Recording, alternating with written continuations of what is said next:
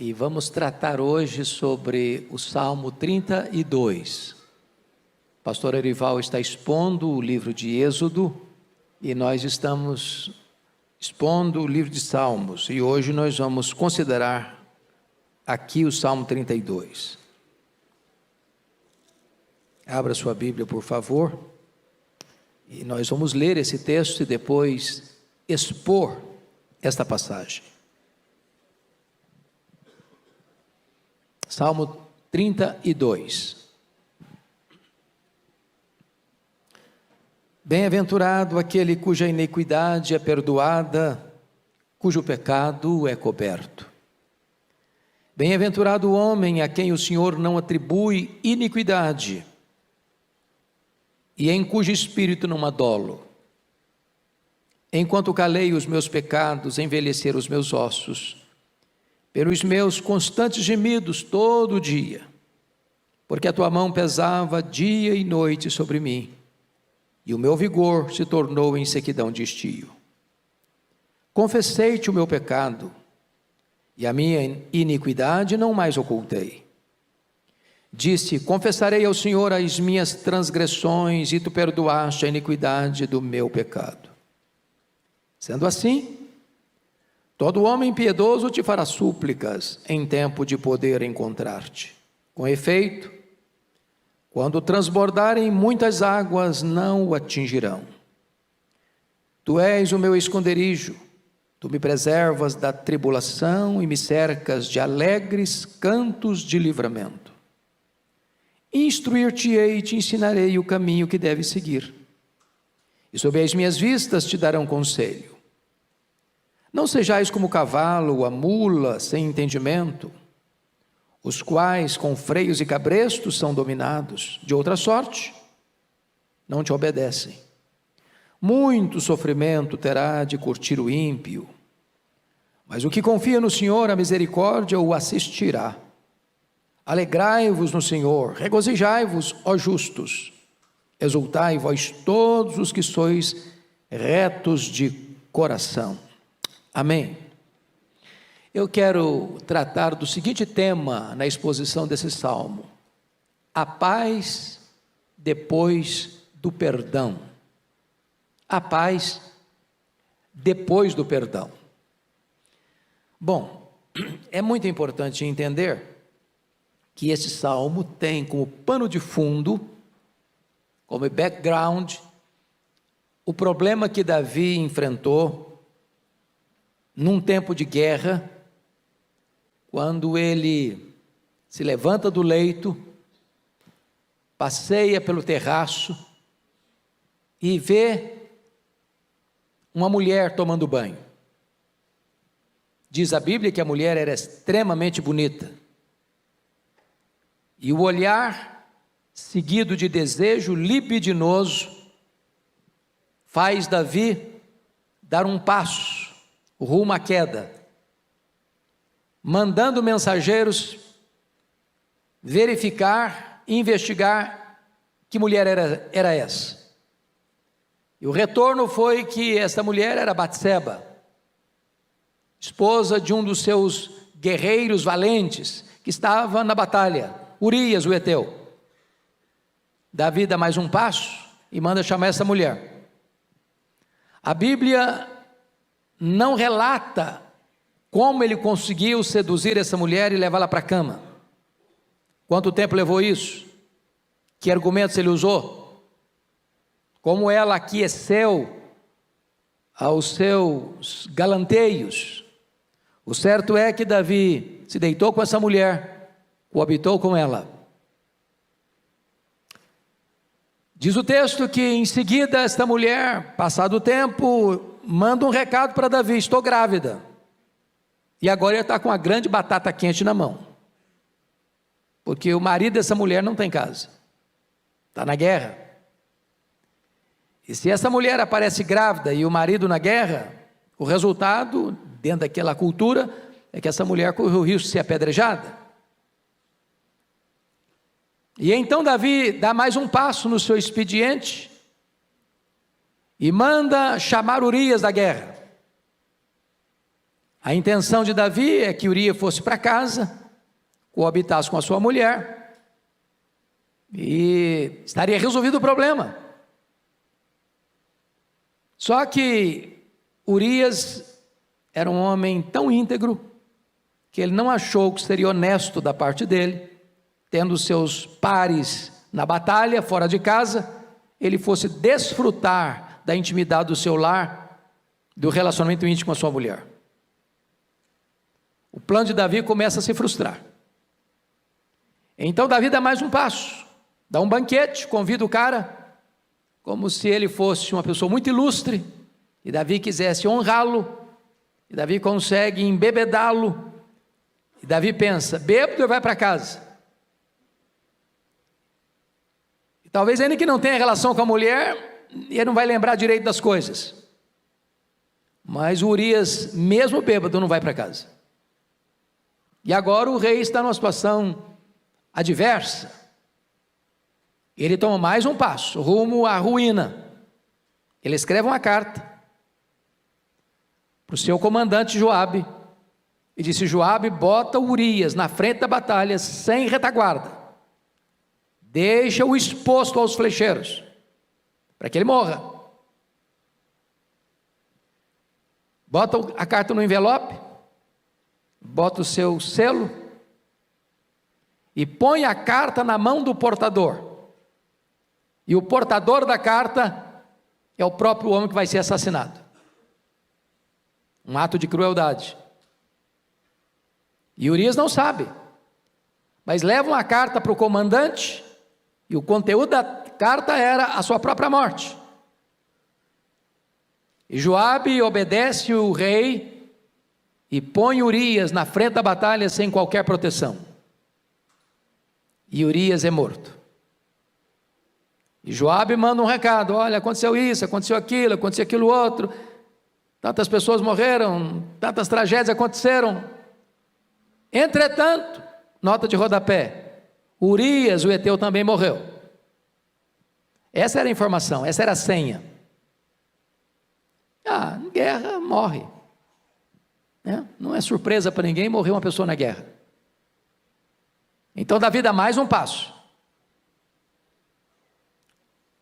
Ele se casa com a viúva. Ele era polígamo, ele tinha outras mulheres. Ter mais uma não era um escândalo nacional. Aparentemente ele estava protegendo uma viúva que precisava de amparo. E então, diz a Bíblia que a criança que está no ventre de Batseba, Deus põe a mão e o menino adoece. E Deus vai morrer. E o Davi chora, e o Davi jejua, e o menino morre. E o tempo passa. A Bíblia não diz precisamente quanto tempo, mas diz a Bíblia que o coração do rei estava perturbado.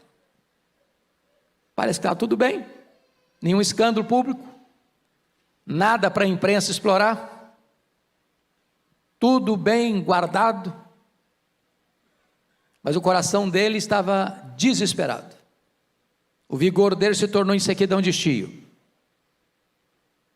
Os ossos dele ardiam.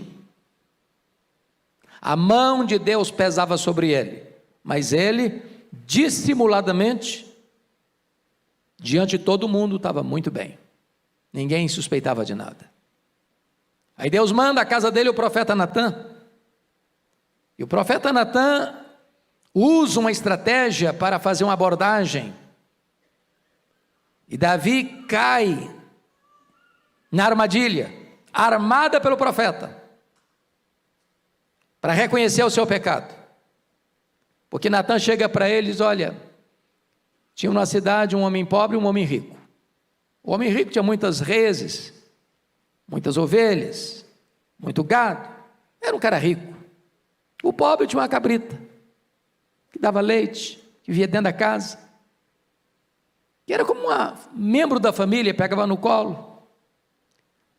E aí o homem rico recebe uma visita ilustre, e o rico, em vez de ir lá no campo matar uma das suas reses, para fazer um lauto banquete para o seu convidado, resolve ir lá na casa do pobre, pegar a cabrita dele, a única que ele tinha, e matar, para fazer a refeição para o seu convidado. Quando Davi escuta isso, ele fica irritado, ele tinha um senso de justiça. Esse cara deve morrer. Aí o Natan bota o dedo no nariz dele e diz: você é o cara, você é o homem. Deus te deu o reino, Deus te deu riqueza, Deus te deu até muitos privilégios e prazeres, e você foi tomar a mulher de Urias, e ainda matar Urias. Nesse momento Davi cai em si e diz: pequei, se arrepende, confessa, e Deus diz: está perdoado, mas a espada não vai fugir da sua casa. E esse texto é o relato e o registro dessa confissão, desse arrependimento, desse perdão e da restauração divina a Davi. É claro, meus amados irmãos, que Davi comete aqui 3 pecados, e o primeiro dele é adultério, o segundo dele é assassinato, e o terceiro pecado é dissimulação. Então nós vamos olhar agora esse texto que, do meio das tempestades da alma, se levanta como óleo fresco da graça, da misericórdia e do perdão de Deus. Então, primeiro ponto que eu destaco aqui, a paz depois do perdão, é a felicidade do perdão. Olha comigo o verso 1. Bem-aventurado aquele cuja iniquidade é perdoada, cujo pecado é coberto. Veja você que começa com esta palavra bem-aventurado, e essa palavra é riquíssima, e é poderosíssima. Esta palavra é muito feliz, é como Jesus abre as bem-aventuranças: bem-aventurados os humildes de espírito, bem-aventurados os que choram. Ou seja, o perdão de Deus é a maior fonte de alegria que uma pessoa pode ter na vida. Meus irmãos, o pecado é terrível, é maligníssimo. É pior do que a pobreza, é pior do que a doença, é pior do que a perseguição, é pior do que a solidão, é pior do que a morte. Porque esses males podem nos atingir e jamais nos afastarem de Deus. Mas o pecado é maligníssimo porque ele nos priva do maior bem, a comunhão com Deus. Porque Deus é a fonte da plena e maior alegria. É na presença de Deus que tem plenitude de alegria. É impossível coexistir comunhão com Deus e pecado. É impossível coexistir paz e pecado. Por isso ele diz que feliz é aquele cuja transgressão é perdoada. A palavra transgressão no hebraico, a palavra pechá, significa rebelião, alta traição contra o soberano. É passar dos limites, é rebelar-se contra Deus. E o que o texto quer nos informar é que bem-aventurado é aquele cuja iniquidade, toda essa sujeira é perdoada. Você e eu estamos aqui, e nós estamos aqui porque a nossa sujeira foi perdoada. Irmãos, a diferença entre nós e o mais depravado ser humano é apenas de graus e não de natureza. Está dentro de nós todo o potencial para toda a malignidade do pecado. É isso que os teólogos entenderam por depravação total. Não há nenhuma área da nossa vida que não tenha sido afetada pelo pecado. A nossa razão, a nossa emoção, a nossa vontade. Não há parte sã na nossa vida. Como Moody, certa feita, caminhava com um irmão da igreja para uma cruzada, nos Estados Unidos, e a pessoa que eu acompanhava olhou para um bêbado caído na sarjeta, todo sujo, de vômito, e a pessoa disse: olha aí, Moody, que situação horrível. E Moody disse: ali estaria eu, se não fosse a graça.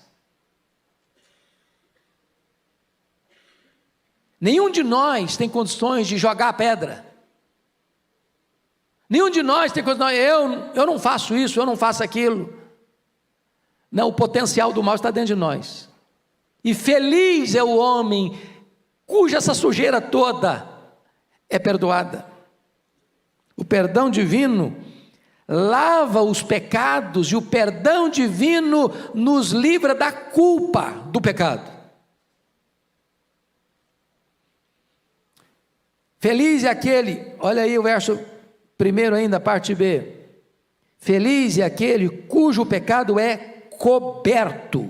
Coberto, a palavra chatá, pecado no hebraico, significa, mesmo que no grego, hamartia, sair do caminho, errar o alvo, viver fora dos padrões. Você se lembra que no dia que o sacerdote entrava no Santo dos Santos com sangue, e derramava o sangue sobre a arca da aliança, a ideia ali é de que o pecado estava sendo coberto com sangue. Quando se olhava, não via mais o pecado, porque estava coberto com sangue. A ideia aqui, cujo pecado, está no versículo 1, feliz, bem-aventurado é aquele cujo pecado é coberto, é exatamente isso. O sangue cobriu o pecado.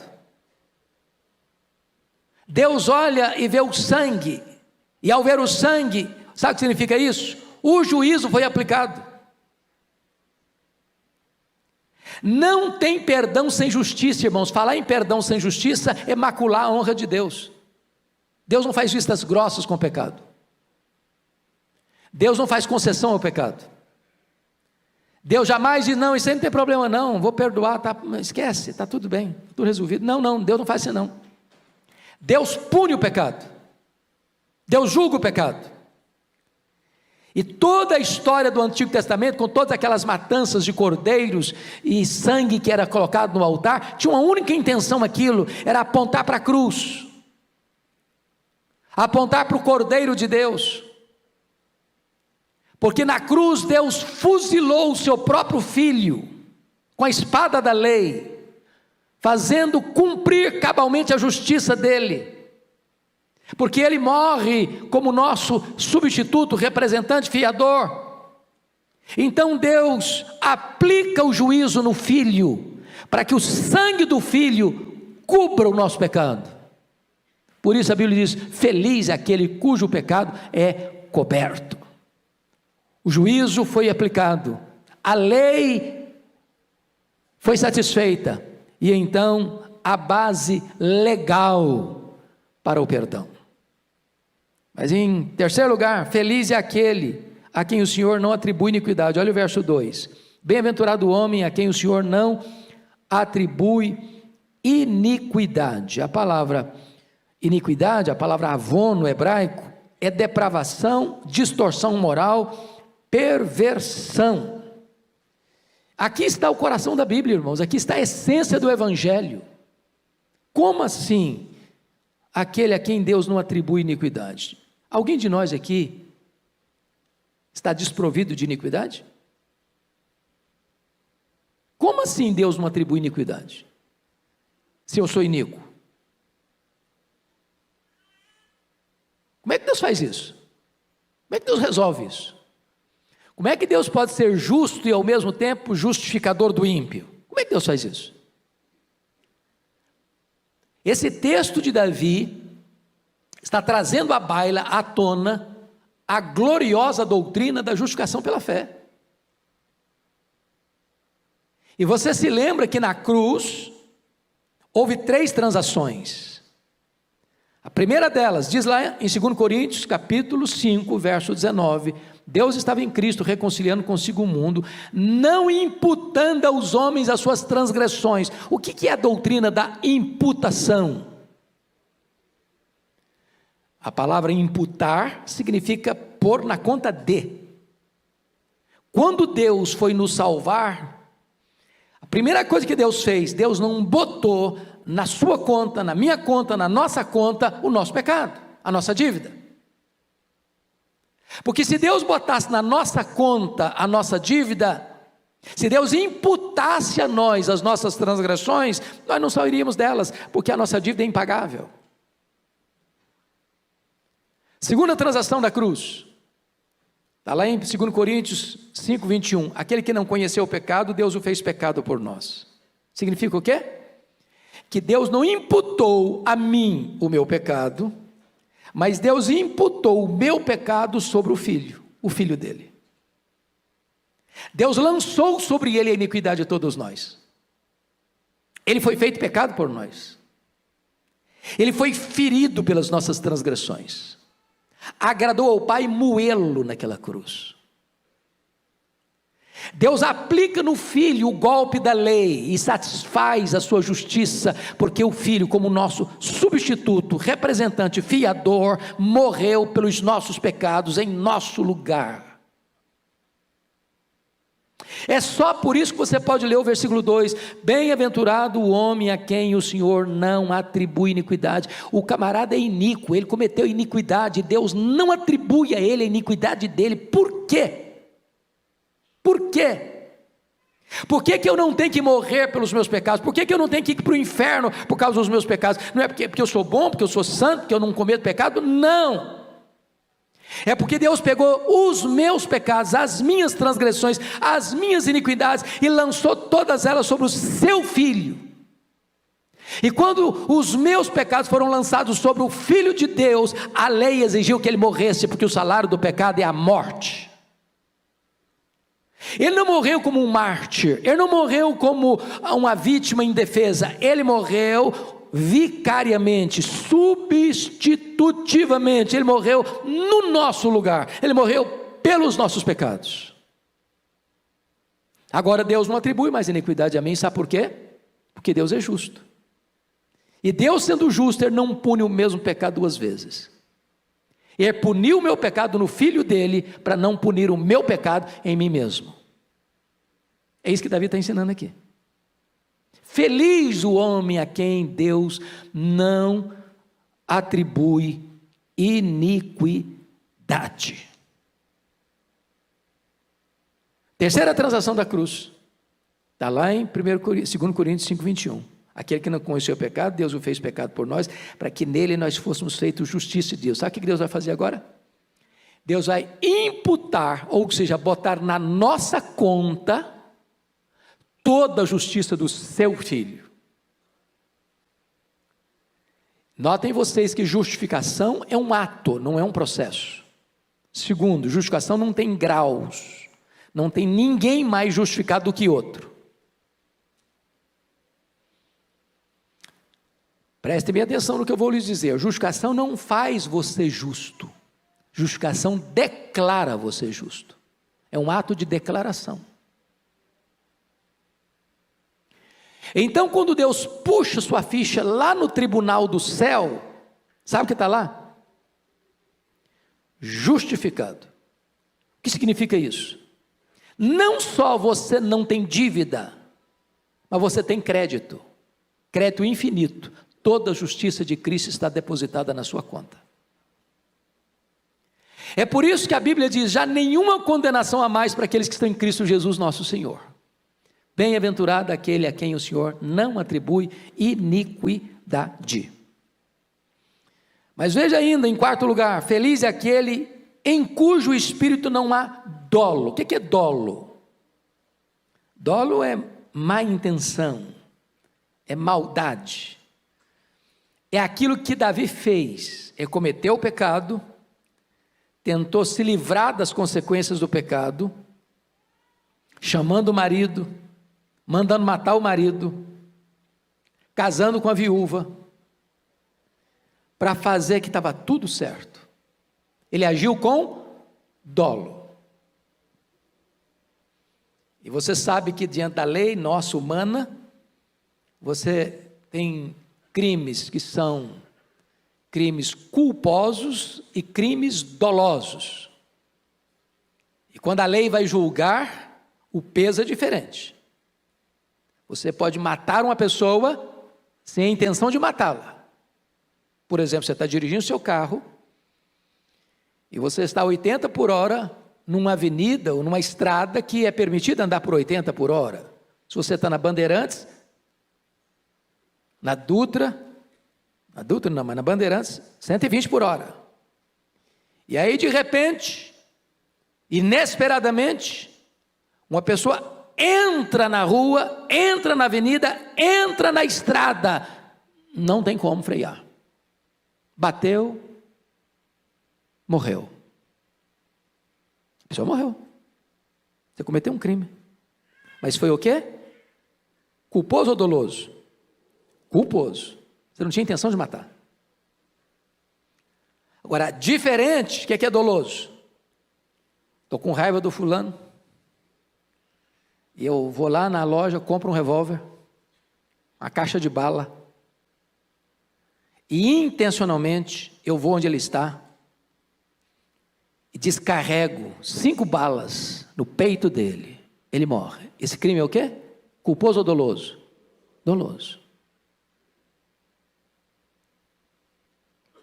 O homem perdoado, o homem transformado, ele não nutre malignidade no sentido de desejar o mal, de armar esquemas para prejudicar. É por isso que o texto vai mostrar para nós essa gloriosa verdade, em cujo espírito não adole. Esse é um cara feliz. Ele não fica maquinando mal. Ele não fica lá deitado pensando, o que é que eu posso fazer para prejudicar o fulano? O que é que eu posso fazer para tomar o que é do fulano? O que é que eu posso fazer para acabar com a reputação do fulano? Não, ele não age mais dessa maneira. Então vamos para um outro ponto agora do texto, que é a infelicidade da impenitência, versos 3 e 4. Olha comigo. Enquanto calei os meus pecados, envelheceram os meus ossos pelos meus constantes gemidos. Vejam você que seus ossos ficaram envelhecidos pelos gemidos. Quando calei os meus pecados, envelheceram os meus ossos pelos meus constantes gemidos. O que Davi está falando aqui? Ele está contando a experiência dele, que viveu. O pecado guardado no coração, ele tem um poder de autodestruição incomparável. O pecado adoece, o pecado enfraquece, o pecado debilita a saúde. Nada arruína mais um cidadão, do ponto de vista físico, emocional, do que o chicote da culpa, do que o tormento emocional. Ele não dorme direito, ele não come direito, ele não tem alegria, ele não tem paz, ele não tem sossego. Ele vive nas correntes grossas da escravidão. Ele vive no pelourinho, sendo chicoteado todo dia, de dia e de noite. E isso vai reverberando, né, na vida física. Eu li um relatório, eu não sei se os médicos que estão aqui podem me dizer se essa estatística ainda é real, e eu preguei em vários congressos de médicos e de enfermeiros, Brasil afora, e essa informação era falada assim com muita clareza, que cerca de 50% das pessoas que passam pelos hospitais, os problemas são chamados causas psicossomáticas. Ou seja, os problemas da vida, a culpa, o pecado, as mazelas da vida, vão misturando aí com suas emoções, isso vai sendo somatizado, isso vai debilitando a sua saúde, vai mexendo com você. E vou lhe dizer mais, não tem divã de psicanalista que resolve culpa. Não tem remédio da farmácia que você toma e alivia a culpa. Você alivia uma dor física, mas a culpa não. O chicote da consciência não. E aqui Davi está mostrando que o problema da culpa corrói. O pecado é como se fosse uma serpente que você vai aquecer no seu peito. Ela vai te pegar, ela vai te picar, ela vai deixar veneno em você. Mas nota em segundo lugar, que ele vai dizer aí no verso 4, outra coisa gravíssima. porque a tua mão pesava de dia e de noite sobre mim. Ô, gente, a mão de Deus é uma bênção, né? É a maior dádiva que nós podemos ter, a mão de Deus. A mão de Deus sobre nós. A mão de Deus que protege, a mão de Deus que dirige, a mão de Deus que guia, a mão de Deus que abençoa, é a mão de Deus. E nós não pedimos, Senhor, estenda a tua mão sobre nós. É uma bênção a mão de Deus, mas a mão de Deus também pode ser o nosso maior problema. Se a mão de Deus pesar, você está frito.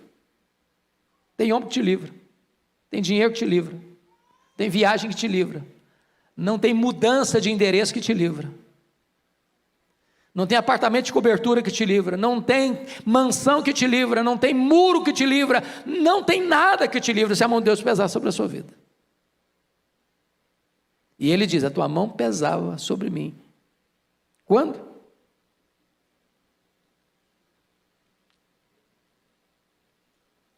A tua mão pesava dia e noite. Sabe o que é dia e noite? Sem pausa, sem trégua, sem descanso. Mas ele vai dar uma terceira informação sobre o perigo da infelicidade da impenitência. Olha aí, versículo 4, parte B. E o meu vigor se tornou em sequidão de estio. O pecado abate o espírito, entristece o coração e enfraquece o corpo. Ou seja, sofrimento e enfraquecimento caminham de mãos dadas. O cara murchou, secou, desidratou.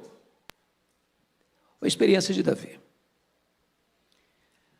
E agora ele vai partir para o terceiro ponto, que é a necessidade e a importância da confissão. Está aí no versículo 5, confira comigo. Confessei-te o meu pecado e a minha iniquidade não mais ocultei. Diz, confessarei ao Senhor as minhas transgressões e tu perdoaste a iniquidade do meu pecado. Vamos entender isso aqui. Davi está expondo o salmo, mas você se lembra que não foi tão espontânea assim a confissão, não. Como é que foi a confissão de Davi? Ela foi provocada por um profeta muito inteligente. Se o profeta chegasse e falou, Davi, você está em pecado, viu, cara? Que negócio é esse, profeta? Não, o profeta chegou de mansinho, contou uma história. E o Davi caiu igual o patinho da história dele. Tem hora, irmãos, que a nossa memória precisa ser trabalhada, porque às vezes a gente vai criando certas resistências, certas cercas de proteção para a nossa consciência, para não reconhecer o erro, ou para justificar o erro. Eu pequei por isso. Algumas pessoas dizem, não, mas o Davi, coitado, foi uma vítima. Como é que uma mulher vai tomar banho de janela aberta? Davi era vítima. A Bíblia não trata dessa matéria por esse viés. Em momento algum a Bíblia bota a culpa na Betseba, embora se ela tomou banho de janela aberta, não devia ter feito isso mesmo não. Ninguém está com licença aqui para tomar banho nu, em público, ou deixando a porta aberta, ou a janela aberta. Porque hoje não é a janela que está aberta mais não, é a mídia social.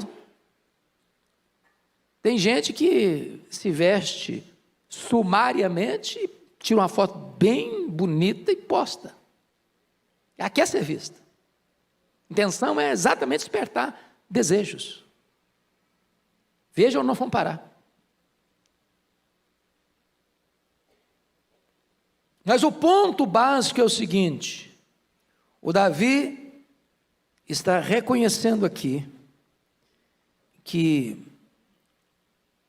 ele precisa confessar. Confessei-te o meu pecado e a minha iniquidade não mais ocultei. Em outras palavras, Davi destampa a caverna dos horrores. Abre a caixa da ferramenta. Abre a caixa preta. Joga tudo para fora. Se você pega uma ferida, por exemplo, ela tá lá. Se você tampa a ferida, o que acontece com essa ferida? Ela vai se contaminando, vai gangrenando, e ela pode ser extremamente perigosa. O que você tem que fazer? Abrir a ferida, fazer asepsia, aplicar o remédio.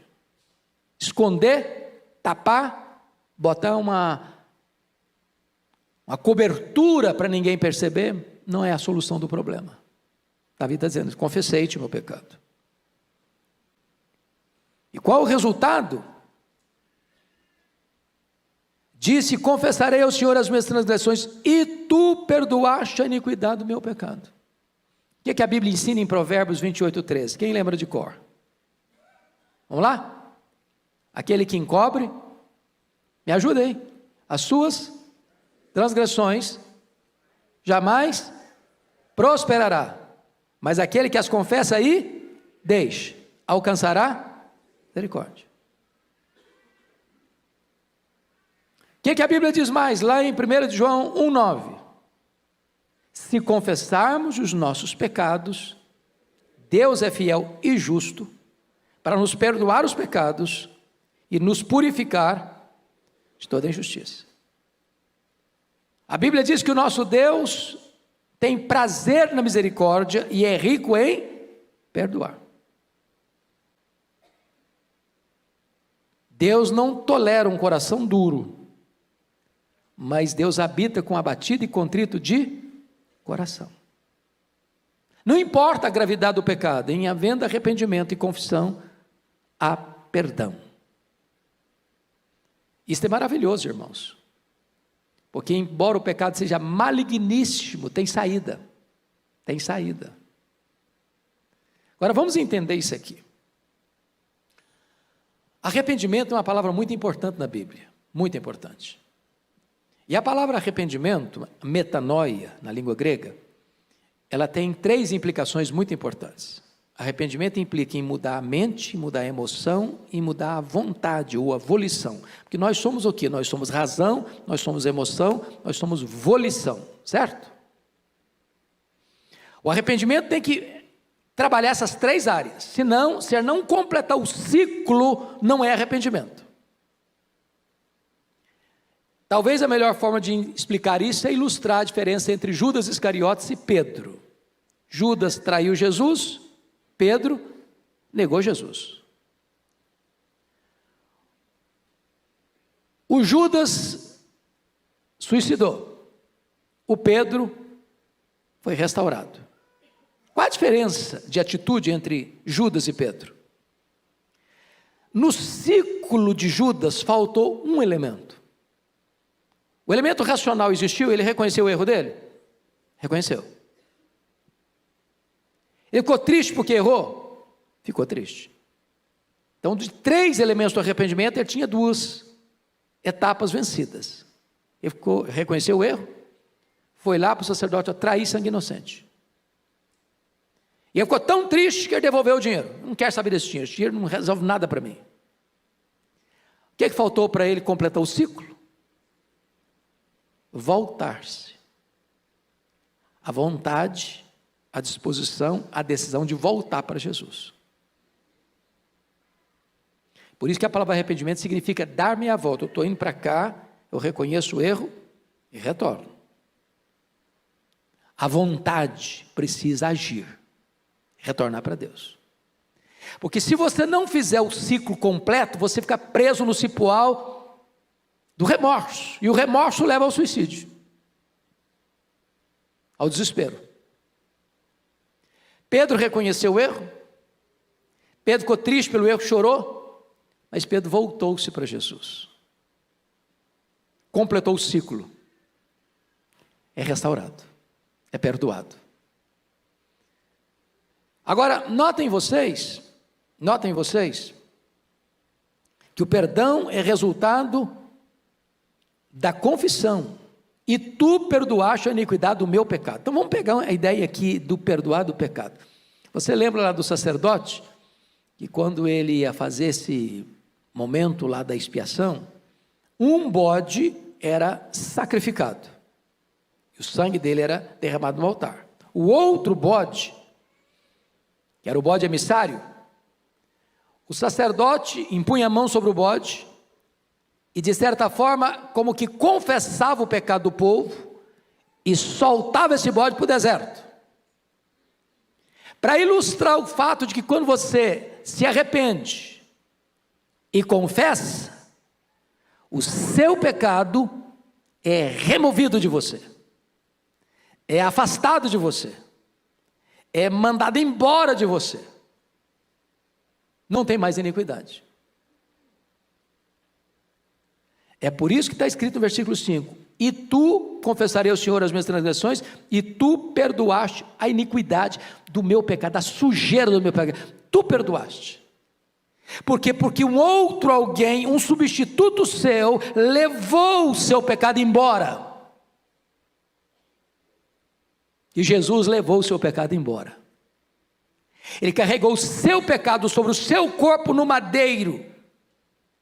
E lá na cruz, ele pegou escrito de dívida que era contra você, o seu pecado, rasgou esse escrito de dívida, encravou na cruz e deu um brado: está pago, está consumado. Você que crê em mim não deve mais nada, você está perdoado, está justificado.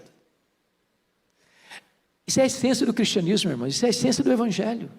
Se você não entender o que aconteceu na cruz, você vai viver uma vida cristã sofrida, machucada, ferida, porque você vai: meu Deus, eu errei, agora estou perdido, vivo triste, e não entende o que foi a cruz, se apropriando do perdão. Mas vamos ao terceiro ponto, aliás, ao quarto ponto, que é o impacto da obediência. Olha o versículos 6 e 7 aí comigo.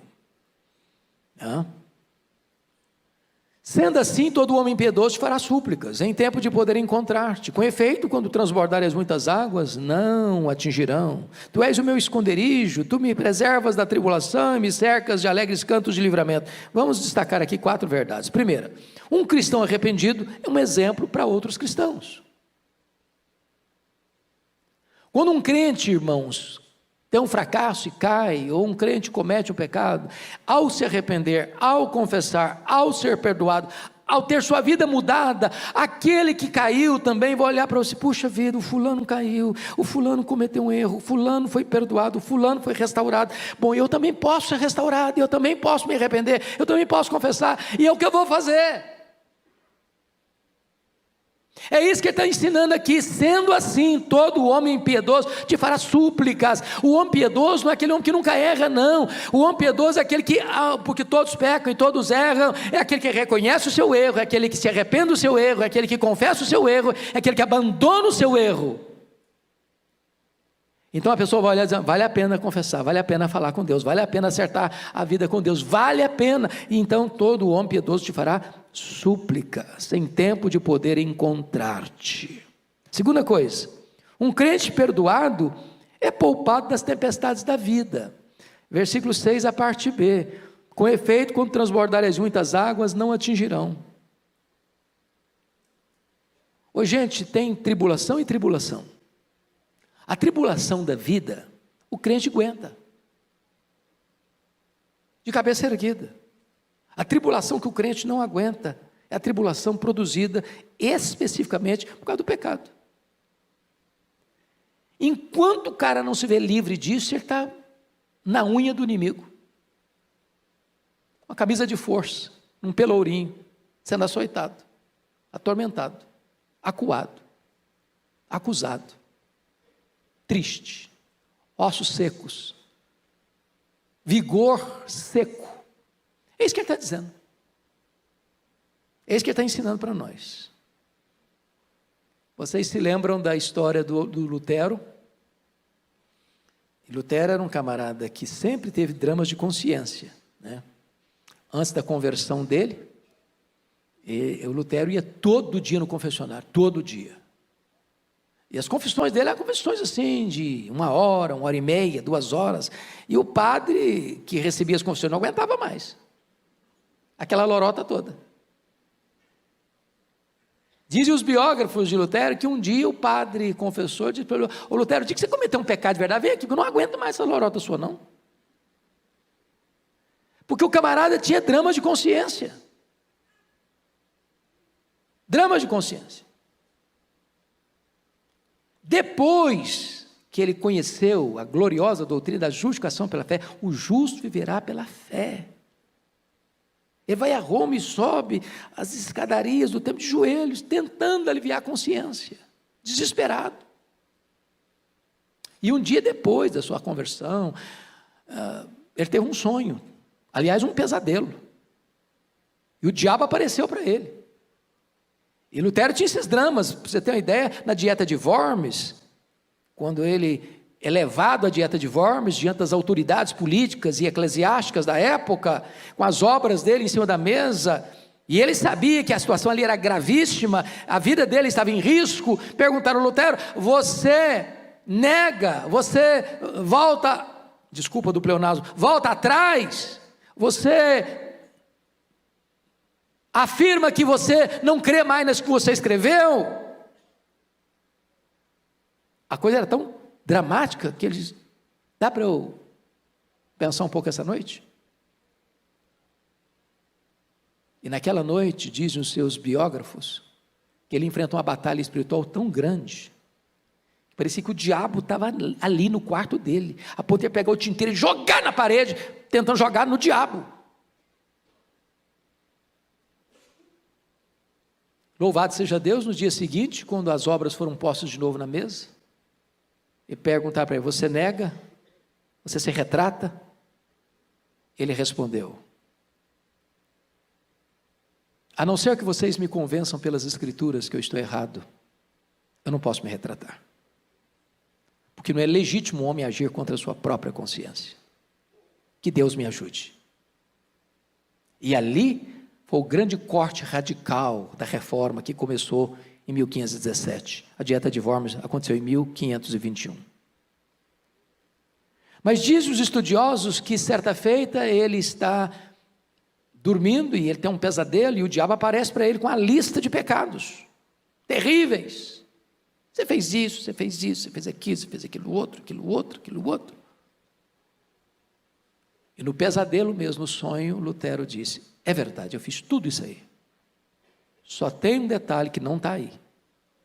É que o sangue de Jesus, o Filho de Deus, me purifica de todo o pecado.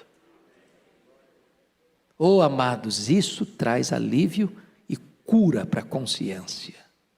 Tira o fardo pesado da culpa. Traz cura para os ossos. Traz vigor espiritual. É a graça do perdão de Deus. Mas em terceiro lugar, um crente piedoso, ou melhor, um crente perdoado, tem Deus como seu esconderijo. Olha o versículo 7: tu és o meu esconderijo. Oh, louvado seja Deus. Porque note você, um crente em pecado, ou seja, um crente que comete o pecado, não se arrepende dele, a mão de Deus está sobre ele. O que é que ele tem de Deus? Medo. É igual o Adão e Eva lá no Éden, fogem de Deus, correm de Deus, têm medo de Deus. Mas quando você é perdoado, Deus é o que para você? Refúgio. Você corre para Ele, não dele. Ele é seu abrigo, Ele é a sua cidade refúgio. Para Ele você pode correr, nele você tem segurança. Mas em quarto lugar, um crente perdoado é poupado do sofrimento e cercado de cânticos de livramento. É o que diz o verso 7, a parte B: tu me preservas da tribulação e me cercas de alegres cantos de livramento. Em vez de gemido, tem louvor.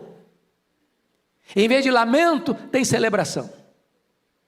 Fruto do perdão de Deus. Mas me permita encerrar com mais alguns pontos, 3 pontos aqui que eu quero destacar. Primeiro, a instrução da graça, verso 8 e 9. Olha aí comigo.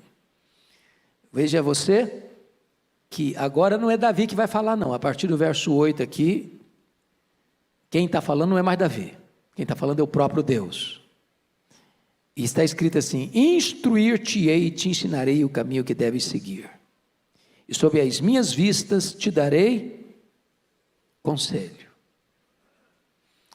Um crente perdoado é um crente ensinável. É um crente de ouvidos abertos, de coração sensível, que se coloca debaixo da autoridade da Bíblia. O Moody, Dwight Lyman Moody, ele tinha na capa da Bíblia uma frase, e a frase era esta: este livro afastará você do pecado, ou o pecado afastará você deste livro. Você não vai encontrar um crente rebelde, vivendo em pecado, tendo prazer na Bíblia. Impossível. Por isso, quando uma pessoa erra e não se arrepende, ela começa a se afastar. Deixa de ler a Bíblia, deixa de orar, não quer mais vir para a igreja. Parece que o mundo está contra ele, e está mesmo, está mesmo. E aí o texto está nos mostrando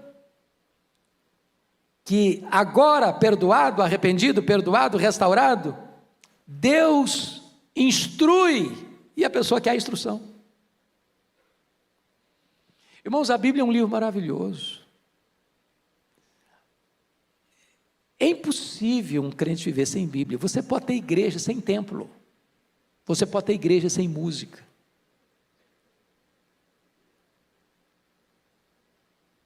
mas você não pode ter igreja sem Bíblia. Onde não tem palavra de Deus, não tem direção. Eu quero fortemente encorajar você a ser um estudioso da Bíblia. E quando eu digo isso, eu não estou dizendo que você só vai pegar a sua Bíblia no domingo para ir para a igreja. E às vezes algumas pessoas nem têm mais Bíblia, sabia? Eu gosto das mídias sociais, eu gosto mesmo, uso todas. Eu ando com esse bichinho aqui todo dia. Mas não abro mão da Bíblia de papel. Sabe por quê? Nisso aqui você vai ter muita dificuldade de decorar. Nisso aqui você vai ter muita dificuldade de fazer uma anotação ao lado do versículo que falou com você. Estava na minha devocional, li esse versículo, coisas novas vieram à tona, e eu vou lá e escrevo um pontozinho ali que me remete àquilo que Deus falou comigo.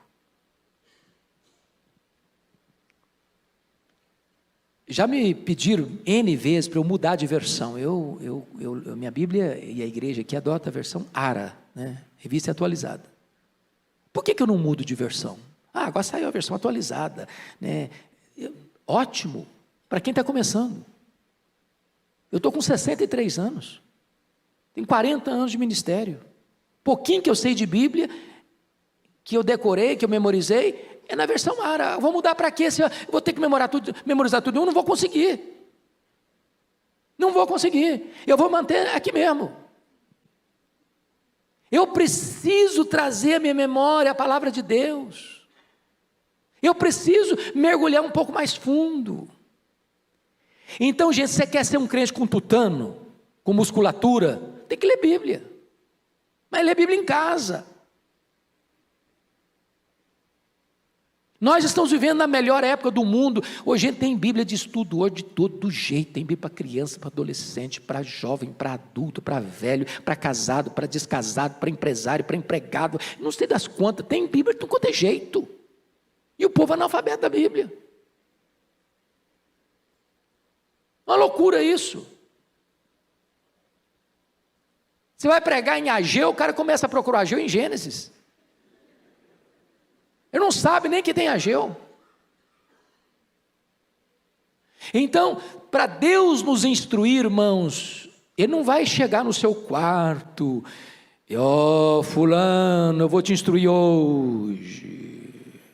Abra os seus ouvidos que te falarei. Não. Você vai pegar a sua Bíblia e vai ler a Bíblia e Deus está falando com você. Com você. Tem crente que não escuta a voz de Deus, não lê Bíblia.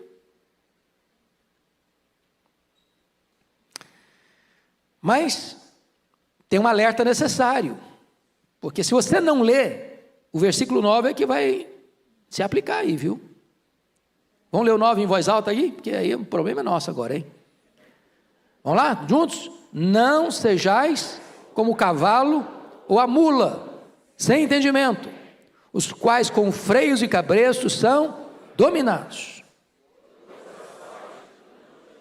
É isso aí, é desse jeito aí. O que o texto está dizendo? Se você não lê Bíblia, se você não for instruído, você embrutece. E aí o que acontece? O cavalo é chucro, e a mula é teimosa, cabeça dura, só vai obedecer com freio. Não adianta você chegar na orelha do cavalo e falar: paciência, vamos melhorar, cara, você está andando devagar demais. Você vai fazer um discurso de 1 hora para o cavalo, no pé do ouvido dele, ele não vai te obedecer. Você põe freio na boca dele, ele não vai te obedecer. A mula é teimosa, você fala uma vez, fala duas, bate, começa mesmo, teimosa. Tem crente que é assim. Se apanhar, aprender. Falar não resolve. Porque não quer instrução. E quem não quer, já escutou aquela frase? Quem não escuta conselho, escuta coitado. Quem não aprende com o preceito, vai ter que aprender com a chibata. Então, amados, vamos ser inteligentes, para a gente não apanhar desnecessariamente. Estude Bíblia. Você vai discernir o tempo que você está vivendo. Você vai fugir de certas encrencas na vida que você não precisava passar, enrascadas que você não precisava entrar, de alianças que você não precisava fazer.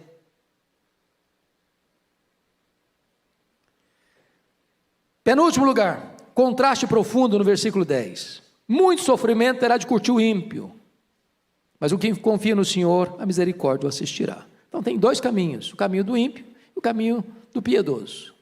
O caminho do piedoso é um caminho de bênção, de misericórdia, assistindo. O caminho do ímpio é um caminho que vai ter que curtir muito sofrimento. Muito sofrimento, pouco não é muito. Então esse negócio de achar que a vida está do lado de fora, a vida está pulsando lá fora, do outro lado do muro, que lá sim a pessoa vive, lá sim a pessoa é feliz, lá sim a pessoa celebra, lá ela está curtindo a vida, balela.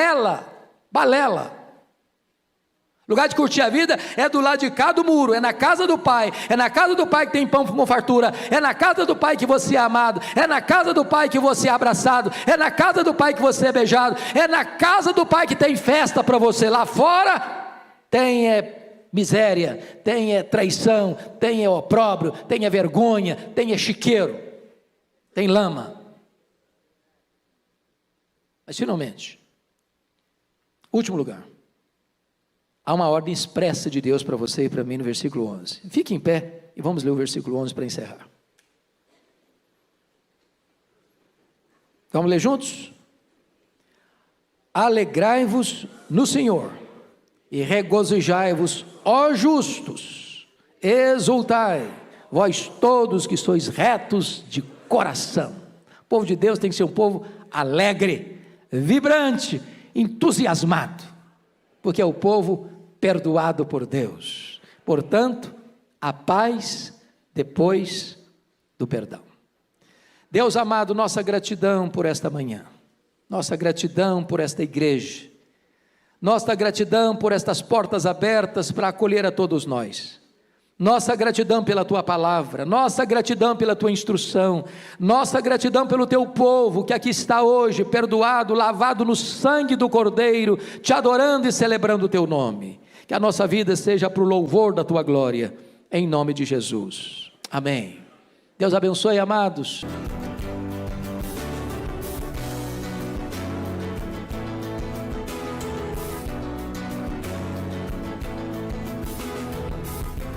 Palavra da Verdade, com Hernandes Dias Lopes.